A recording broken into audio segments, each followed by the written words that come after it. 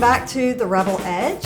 We are here again with Coach Yo, and we're going to be talking about something very closely related to confidence, and that's self-trust. Self-trust is another aspect of confidence, and we kind of, with this series, laid out confidence as foundational, and it weaves into so much. And, you know, self-trust is something that I think so many athletes struggle with. And the thing that I found is that when they struggle with it on the court, field, pitch, whatever it is, they struggle with it in life. Yeah. So where do you see that playing out, particularly in performance? Yeah. Ooh, man, that self-trust is huge. Yes. I think that fear drives it. And most times when people can't trust, and sometimes fear drives you to trust. You know, I think in everything something positive or negative can come out of it. I just think outside opinions, and if you focus on outside opinions, it messes with your self-trust, your self-belief, your self-confidence. And so I think that practice helps develop that, trying to execute, being vulnerable in those spaces so that you can be corrected, so that you can be taught. And it comes with a level of boredom of doing the same things over and over again. You know, I don't think you can trust yourself if you hadn't worked on a particular skill. That's with anything, you know. So usually that self-trust is built through repetitive motions of doing something the right way. I think that athletes are always in this game of comparing. So they always think somebody else, this is a human people thing. in general. That's why I smile. Yeah. I'm like, just think that somebody else is doing it better. Yeah. And I'm seeing them do it better, and I can't trust myself to do it like them. Yeah. And that's something that took me years to get to, because I always wanted to do it the way they were doing it. I always wanted to do it as good as whoever it was. And, you know, coming to this place, you know, as old as I am, I've kind of realized that I want to do it as good as I'm going to do it. Yeah. And I've got my own style. And I've got my own thing. And that's a lot of self-trust. But I look at that time when I was really struggling with that, and I don't think that I was only struggling to trust myself. I think that whether it was, you know, chicken or egg, I was struggling to trust anybody. Yeah. Because to trust someone takes a level of vulnerability. Yes. And if you're going to be vulnerable, then there's, at some point, you're going to be hurt. And no one wants to ever feel hurt. But we all know that through pain comes growth, right? It sounds good, but it's not easy to do. I think comparison is a thief of joy. You know, I think the sooner you can learn that, the better. And I didn't learn that until I got older, too, when I said, you know, I don't need to compare my journey to anyone else. It takes so much out of you. You have so much that you have to focus on. Yourself, and to get yourself together. You know, it's a trained skill, though. you know, I kickbox, and so when you kickbox, you have to like do this warm up. Well, when in the warm up, is some running involved, and every time I get out there, people pass me, and I'm a competitor, and I want to race them, but then I say to myself, no, this journey is between you and you. You know, and so if this is a good pace that I'm keeping for me, then that's what's important, because I can't worry about what they're doing, because I don't know what they're trying to do. Maybe they're trying to do something else. And that's why the self-trust is, and the comparison stuff is important, because you don't even know what you're comparing yourself to. Right. Do you really know what you're comparing yourself to? Right. Unless it's something just black and white, you know, on paper. Okay, I'm comparing my stuff. Right. And because I think that's good too.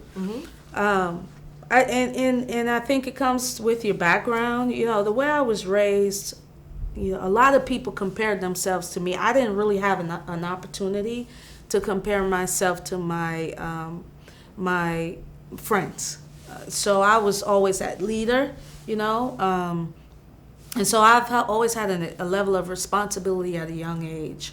But I do know that as I came up, I always wondered, like, why can't I do that? Why can't I get that? But instead, I switched and I started to be inspired by those people.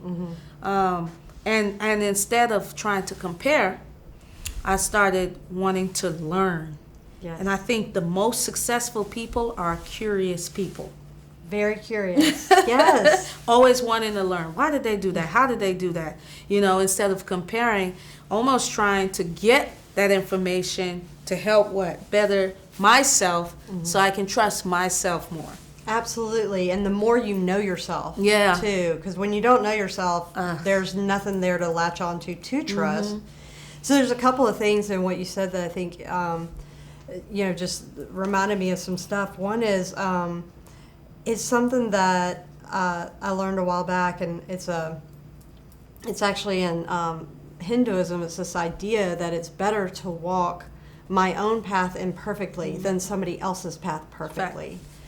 And that's been inspirational for me, and I love that, by the way, of switching the comparison to inspiration. I mean, that is that's so cool. But the other thing too is when I'm, especially in workouts or whatever, doing what my body needs, not what my ego wants. Exactly. And that is something that when I can recognize when I'm trying to feed my ego, Yes. versus when I'm trying to accomplish something, then that's so important. So you go out there and, you're trying to rack up your stats, or you're trying to impress the coach so you can start, rather than having the team be good. That's when it's hard to trust when your ego is running the show. Yeah, I just think that's a missing skill. I think so much that the pressures, especially at this level, for you all to perform, and for us to make sure that you perform, you don't get that aspect of it, the mental aspect. You don't get to train it as much as possible. If in a perfect world, I think every team should have a sports psychologist, because that should become a way of how you're going to make it through everything that you're going through. And with the whole ego thing, that's so funny, because in athletics, you almost kind of have to have an ego. Absolutely. But understanding when to feed, when to let it drive, when to put it in the back. and when to put it in the back. Yep. That's good. That's a challenge. Yes. And that's why getting to know oneself, using time to reflect, journaling. People that journal and can Talking go back. with a psychologist. Yes, Yeah. those things are so important, Yeah. because one thing for our team, we're trying to get our players. Our goal this year is to get them to the truth as quickly as possible, whatever that is. Yeah. I need you to get to your truth as Right. quickly as possible, because when you get to that truth, that's when the trust comes. But it takes being willing to be vulnerable. Absolutely. And so that is key. So when you think about, athletes that are hesitant, they play it safe, they won't take the risks. Yeah. Most of the time that's because they don't trust themselves. Yeah. And they have forgotten that they have spent most of their life building these skills. Yeah. And so they don't trust themselves that they can execute those skills. Right. They also don't trust themselves that they can handle it when they don't. And that's a huge deal. Issue. You have to be willing to be vulnerable and put your ego to the back so that you can grow. Absolutely. The ego will thwart that growth. Yeah, the self-trust thing is, that's a battle that I don't know that you ever stop fighting, because if you keep taking on new challenges, you're going to have to continuously learn how to master those things. And that's what I love about leadership. I know that's one of the ones we spoke about is because good leaders bring people around that have an extreme level of self-trust in different areas. Right. Because they're competent.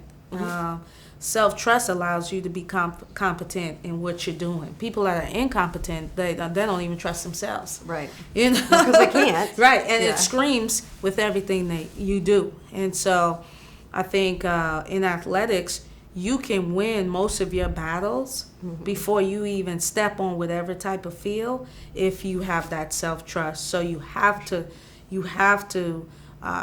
work at it. You have to allow yourself to be vulnerable enough to fail in places like practice. Right.